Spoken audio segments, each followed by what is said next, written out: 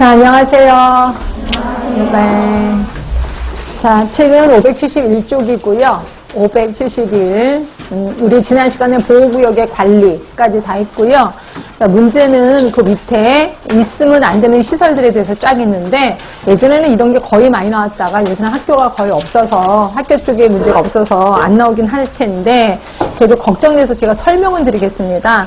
또 잠깐 뒤로 가시면, 거기 동그라미 같은 경우가, 동그라미라고 되어 있는 게 이게 이제 그 뒤에 572쪽에 가시면 있을 거예요. 정화구역 내 금지시설에서 제외되는 시설이야. 결국 얘는 금지시설이 아니라는 거죠. 동그라미는. 그치? 그 다음에 X는 절대로 놔두면 안 되는 시설이고, 삼각형이 얘가 원래는 안 돼. 원래는 안 되는데 심의를 거쳐서 다소 완화가 되는 걸 삼각형이라고 표현한 거예요. 근데 X 같은 경우는 여러분이 굳이 안 봐도 돼. 왜 딱 보면 누가 봐도 있으면 안 되는 것들이 되게 많거든요. 굳이 볼 필요는 없고 동그라미를 잠깐 보시면 신기한 게 뭐냐면 자 21번을 보실래요? 당구장, 무도학원, 무도장이 초등학교는 절대도 상관없어요.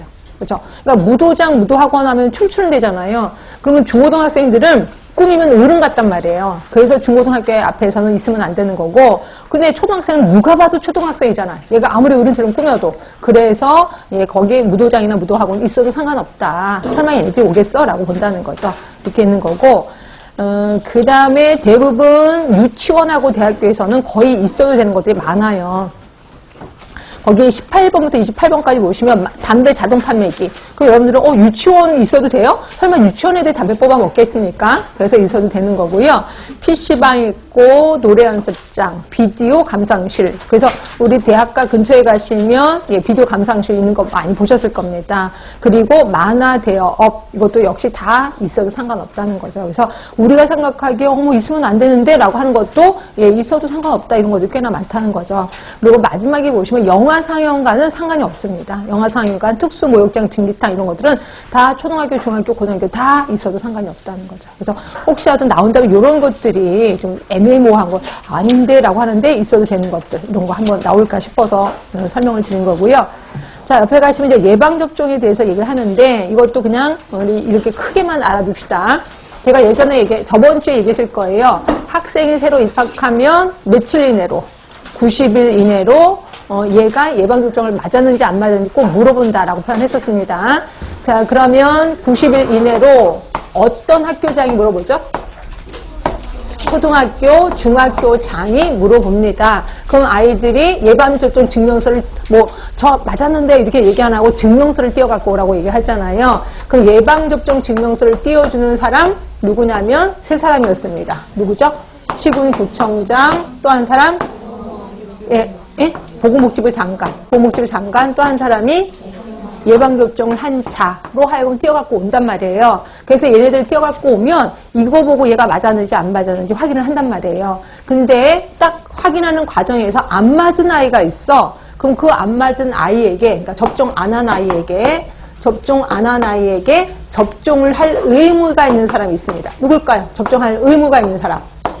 네, 시군구청장입니다. 시군구청장이 할 의무가 있다라고 보시면 돼요. 결국 시군구청장이 학교한테 물어봐요. 너 혹시 검사했어? 그 결과 나왔으면 나한테 얘기 좀 해줘 라고 얘기한단 말이야. 그 공문서를 보내면 거기서 안 맞은 아이한테 예방접종 할 의무가 있는 사람이 시군구청장이라고 보시면 돼요. 그래서 그 정도는 좀 알고 계시는 게 좋을 것 같고요.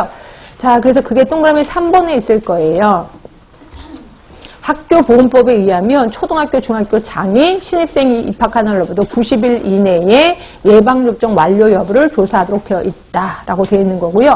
그래서 그 다음 것도 요거 좀 써놓으시면 돼. 그래서 예방접종을 안 맞은 아이에게 예방접종 할 의무가 있는 사람은 시군구청장.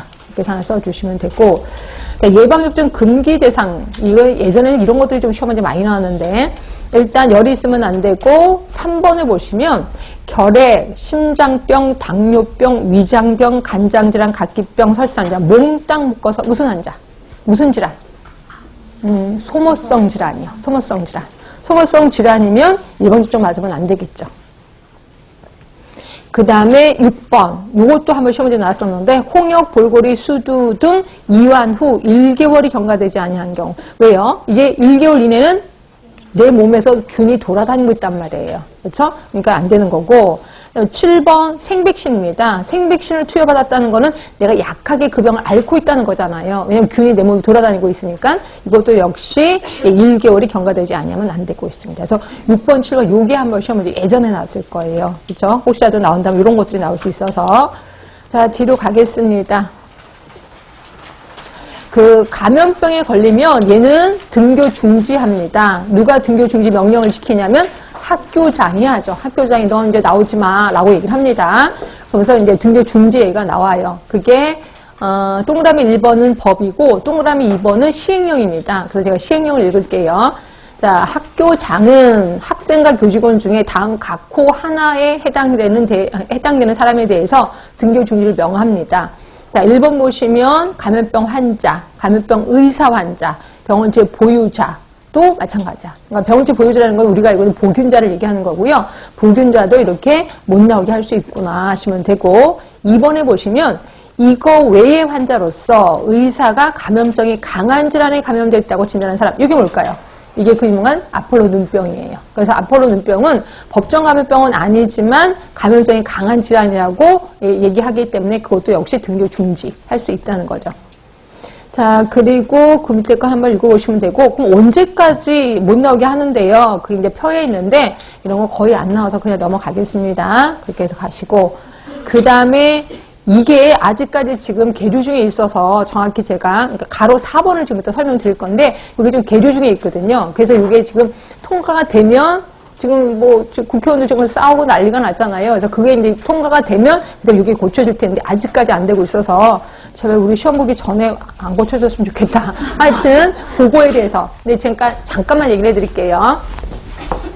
자, 학교에서는 법정 감염병이 크게 이제 두 가지, 그러니까 예전엔 그랬습니다. 일군하고 홍역 결핵에 대해서는요, 이거는 좀 신경을 씁니다. 그러니까 지금은 군이라는 게 없고 2020년부터는 급이 나올 겁니다. 그래서 1급은 당연히 해당이 될 거고요. 홍역 결핵에 해당되는지는 잘 모르겠어. 근데 제 생각에는 할 것 같아요. 왜냐면 지금 대부분 학교에서 홍역 결핵을 엄청 많이 돌고 있거든요. 그래서 하여튼 이게 대강이라도 좀 알아두시면 돼. 이럴 경우에 학교장이 두 군데다가 조치를 취해야 돼요. 하나가 보건소에는 신고를 해야 됩니다. 보건소장에게 신고. 자, 그리고 그 위에 학교 위에가 교육장이 있잖아요. 그러니까 결국 교육의 장이겠지. 그러니까 교육청이라고 합시다. 교육청에는 보고를 하게끔 돼 있습니다. 그래서 두 가지 조치를 동시에 취해야 돼요. 자, 그런데 비해서 이거 외에 법정 감염병에 대해서는 자, 이거는 집단으로 발생했을 때야. 집단으로 발생 시. 집단의 발생이 보통 5명으로 잡고는 있습니다. 5명 이상 발생이 돼. 그럼 이걸 집단이라고 표현하고 있는데, 이럴 경우에는 교육청에 보고만 하면 됩니다. 그래서 보건소장에 신고할 필요는 없어요. 그래서, 근데